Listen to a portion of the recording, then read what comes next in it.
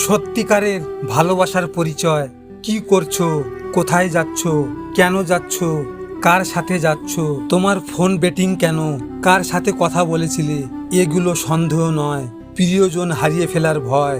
হ্যাঁ, এটাই সত্যিকারের ভালোবাসা। বাস্তব কথা, লেবু বেশি টিপলে যেমন তিতো হয়ে যায়, তেমনি কাউকে বেশি ভালোবাসলে তার অহংকার বেড়ে যায়।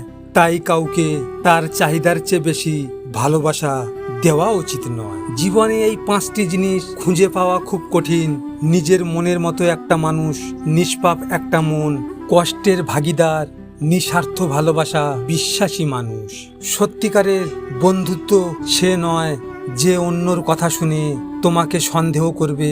বন্ধু হলো সেই যে সন্দেহ তো দূরের কথা, কেউ তোমার নামে কিছু বললে সে তোমার পক্ষ নিয়ে প্রতিবাদ করবে। বুঝলে বন্ধু, তাদেরকে কোনোদিন বিশ্বাস করবে না। 1.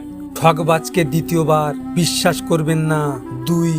মিথ্যুক লোকের থেকে সত্য আশা করবেন না। 3. যারা নিজে থেকে তোমার জীবন থেকে চলে গেছে তাদেরকে ফিরতে দিও না। 4. অসৎ লোকের সাথে সৎ পরামর্শ করবে না। 5. অতিরিক্ত অহংকারী ও স্বার্থবাদী ব্যক্তিদের থেকে সময়ের আশা করবে না। 6. অমানবিক মানুষের থেকে জ্ঞান নেবে না। 7.